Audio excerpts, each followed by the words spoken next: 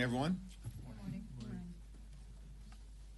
There are only 5 legislative days left before the Affordable Care Act tax credits expire. And we have yet to see a Republican plan to prevent tens of millions of Americans from experiencing dramatically increased premiums, copays, and deductibles. We know that premium increases, in some cases, will be $1,000 or $2,000 per month. This is going to make health care unaffordable for millions of working class Americans, middle class Americans, and everyday Americans. And yet Republicans are continuing to bury their heads in the sand, completely and totally uninterested in finding common ground to make life better for the American people, in this instance, by extending the Affordable Care Act tax credits. House Democrats remain ready, willing, and able to sit down with our Republican colleagues anytime, any place, and anywhere in order to enact a bipartisan agreement that protects the health care of tens of millions of Americans, to fix our broken health care system, and to deal with the Republican health care crisis decisively, which is crushing the American people.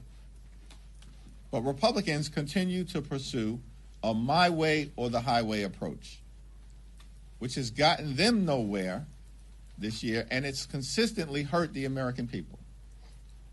All across the country, we are seeing Republican extremism being rejected, most recently in the city of Miami, a city that is more than 70% Latino, in a county, Miami-Dade, that Donald Trump just won in 2024.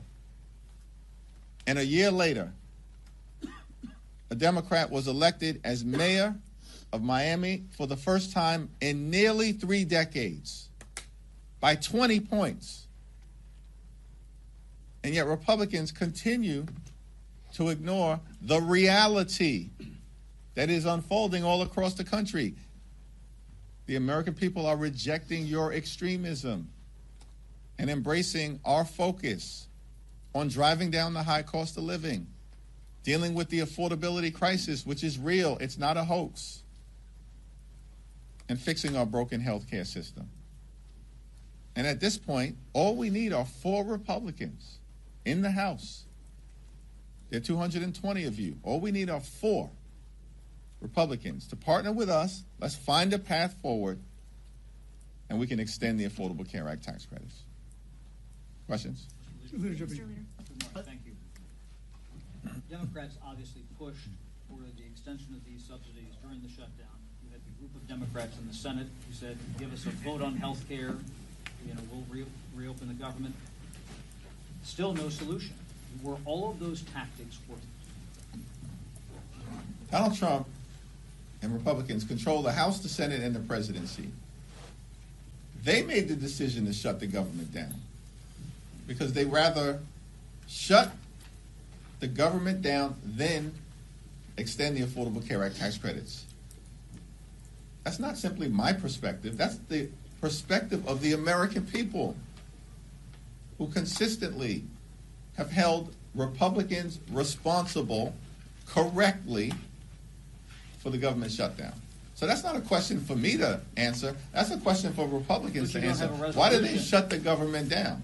We've raised the issue of the Affordable Care Act tax credits, and by the way, the overwhelming majority of the American people are with us. That's not just Democrats and independents. Overwhelmingly, that's a majority of Republicans who believe that the Affordable Care Act tax credits should be extended. 5 legislative days left before tens of millions of people experience dramatically increased health care premiums.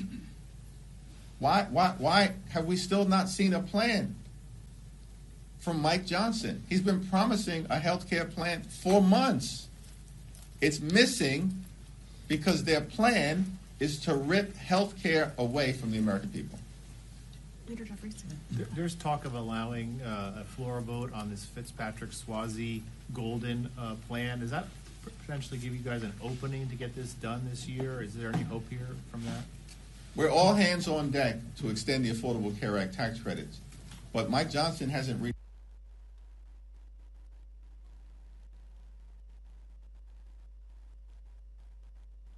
path forward would suggest to me that Mike Johnson is not serious about protecting the health care of the American people. The Indiana Senate stopped President Donald Trump's redistricting push in the state. Given that development, are Democrats still full speed ahead on redistricting, or should you guys consider a more reserved approach right now? Donald Trump launched this unprecedented effort to gerrymander congressional maps all across the country as part of his scheme to rig the midterm elections. There were many skeptics and critics out there who argued that our efforts to take back the House was doomed because of some master plan that Donald Trump concocted that apparently as Democrats we were just supposed to unilaterally disarm, roll over and play dead, and allow Republicans to steal the midterm elections. We said from the very beginning, that ain't happening. And now it's obvious to everyone.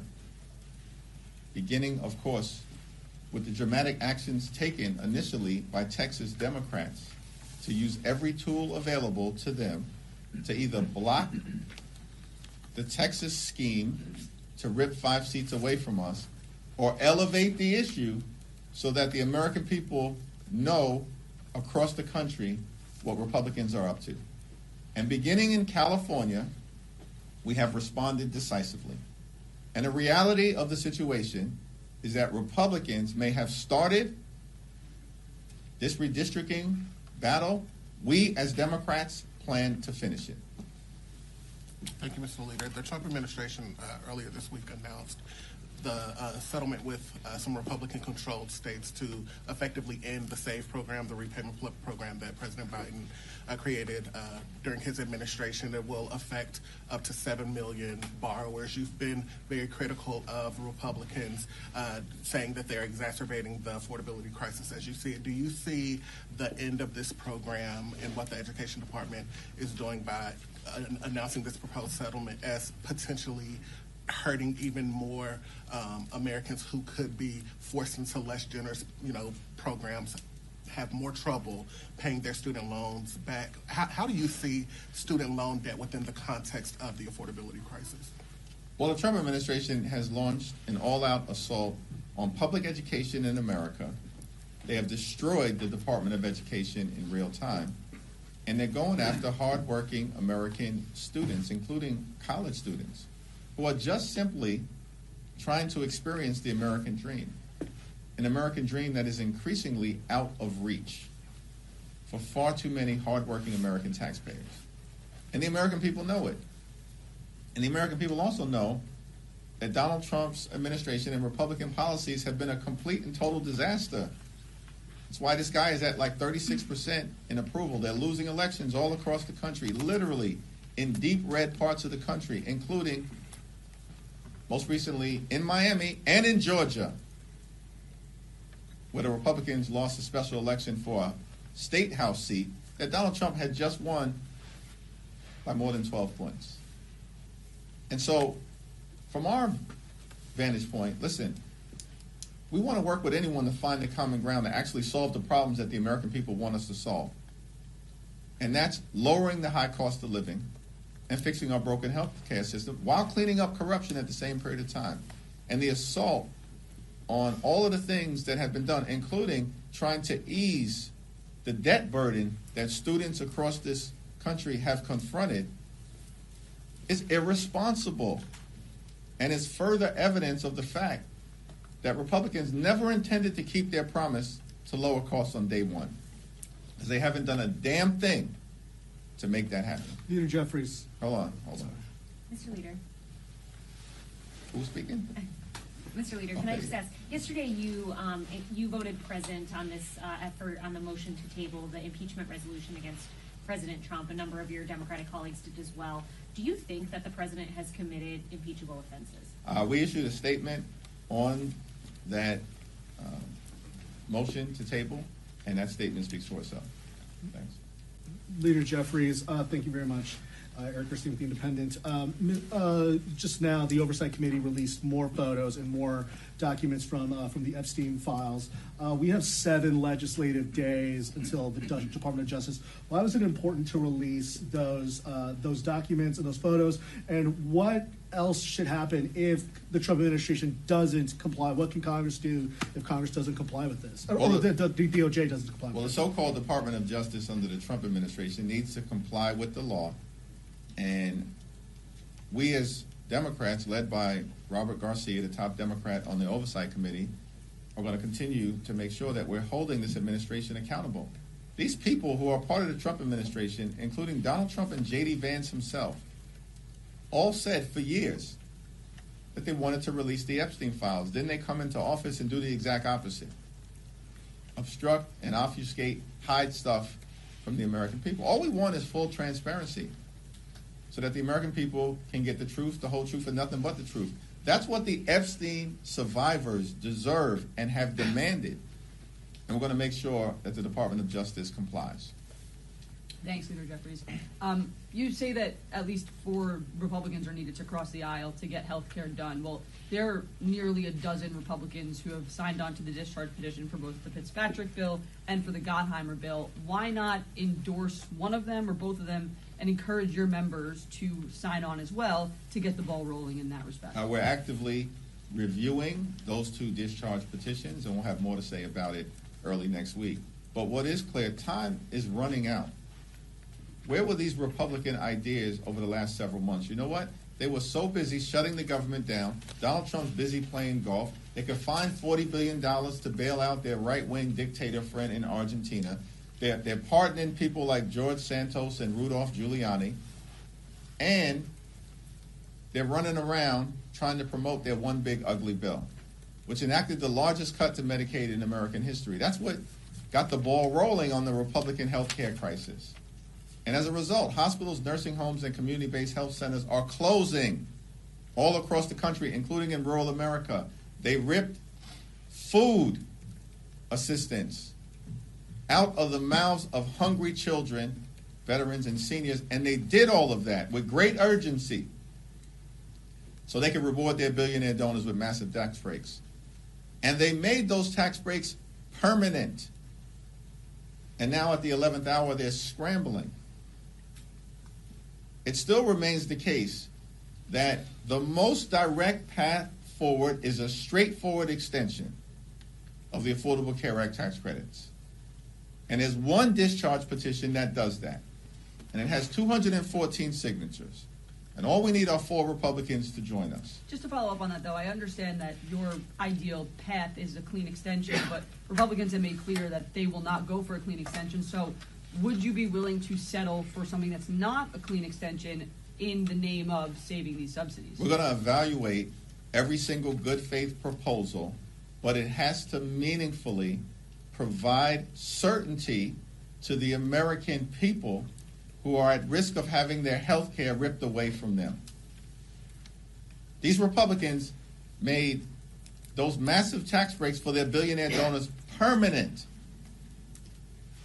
And we've said from the very beginning, we just want to make sure that everyday Americans, middle-class Americans, working-class Americans have a similar level of certainty. That's not too much to ask for in the wealthiest country in the history of the world.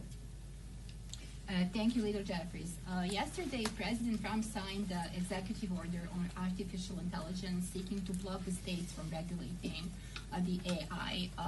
Specifically, and I want to ask you about specifics in this EO, it directs DOJ to create a litigation task force and challenge any state that they view doesn't comply with whatever the national standard is. It also gives powers to Secretary of Commerce to impose restrictions on state funding and also aims to regulate truthful output. So my questions to you, I have several. First, what is your position on the EO? Should Americans be concerned that the AI policy is being set through executive order instead and litigation instead of open debate in the Congress? If this approach becomes a standard, what is going to stop any future president from using DOJ to go against and challenge any state law they want? And finally, is this EO about innovation, or is it about expanding presidential powers? Well, Donald Trump has tried to conduct himself like a wannabe king from the very beginning. The American people are clearly rejecting that approach. And on artificial intelligence, this is a complicated thing, a transformative innovation that has the possibility of bringing great societal benefits, particularly in the areas of medicine and education, as it relates to reaching young people who live in historically under-resourced parts of the country. But at the same period of time, it's our view that this transformative technology in the hands of bad actors presents risks of creating societal harm. And this is why a thoughtful approach is needed. Not a my way or the highway executive order. In our view, related to Donald Trump's most recent action connected to artificial intelligence, is that he doesn't have the authority to do it. And ultimately, it's going to get struck down in court. Thank you, Mr. Leader. Some members of your party are calling for the abolition of ICE following the administration's very aggressive crackdown on illegal immigration. Is that a viewpoint that you believe has a place in your party right now as Democrats strive to take back power after the midterms? Who exactly has made that? Congresswoman Alexandra Ocasio-Cortez has, Congresswoman Delia Ramirez has, also Patty Garcia, who is running to replace Chuy Garcia, Graham Plattner as well. They have said that this should not exist and it should cease. Yeah, I haven't had the conversation with any of those individuals about their perspective. What we do know is that the American people believe that Donald Trump's deportation efforts have been completely and totally out of control, unacceptable, and un-American. That's the reality of what Donald Trump has unleashed on law-abiding immigrant communities all across America. And the American people are rejecting it, which is why Donald Trump is also underwater in terms of public approval on immigration. Now, we believe, as Democrats broadly, that we need a strong and a secure border consistent with our history and experience as a nation anchored in the rule of law. Donald Trump doesn't believe in the rule of law, and neither do his sycophants who serve in Congress, who failed to understand that we're a separate and co-equal branch of government, not a wholly owned subsidiary of the Trump cartel, because that's how they behave. So we believe in the rule of law, and part of that is a strong border. But at the same period of time, we're a nation of immigrants. And so we're going to continue to defend dreamers, defend farm workers, defend farm country, defend law-abiding immigrant families and communities across the country who are part of the ingredient of American exceptionalism. That's our position. And we do have a broken immigration system. Everybody thoughtful who's taken a look at it understands that. But the way to solve it is not a my way or the highway approach, and it certainly is not the Trump deportation machine. He promised that he was going to target violent felons. No one would have any issues with that. He's not deporting violent felons. He's deporting law-abiding immigrants, veterans who served this country, children who are actually American citizens, grandmothers and grandfathers, gardeners, and communities across the country are rejecting it. Mr. Leader, as sort of a follow-up to that question, today Congressman Abe Hamadeh is inviting families who've had family members killed by undocumented immigrants to the Capitol. Who is that? Abe Hamadeh of Arizona. Okay. And I want to ask about 2026 and how you're encouraging border state Democrats to respond to messaging such as this, because it was a big issue in 2024, and it appears that some Republicans are ready to message on it in 26. We'll let border state Democrats speak for themselves, and I've got great confidence in them. I think I just articulated our view on immigration generally, and that, I believe, is a position that's broadly held by Democrats all across the country. Listen, Republicans are desperate to try to find a path out of the electoral disaster that they're experiencing right now. This year has been a complete and total failure for the American people. And Republicans are on the run. The reason why this whole gerrymandering scheme was launched is because Republicans know that if a free and fair election were held, they're done in the House of Representatives. It was always a myth and a fantasy that some big mandate was attached to what happened in November of 2024 that we never bought into. Why? Because we were only 3 seats short. This is the closest majority that any party has had since the Great Depression, and it's all now falling apart. And everybody sees it. And they can't project this fake strength to the American people anymore because they failed the American people on the economy, on health care, and the extremism that has been unleashed on the American people is completely and totally unacceptable. So our view generally, as Democrats, we're going to solve problems for everyday Americans because we believe in this great country of ours. You work hard, you play by the rules, you should be able to live the good life. An affordable life, a comfortable life. Good paying job, good housing, good health care, good education for your children, and a good retirement. Which means to my Republican colleagues, keep your extreme hands off of Social Security and Medicare at all times. And far too many people in this country, wealthiest country in the history of the world, are struggling to live paycheck to paycheck because there is an affordability crisis. It's not a scam. It's not a hoax. It's a crisis. And Democrats are committed to doing something about it. Republicans continue to bury their heads in the sand. Thank you. Thank you.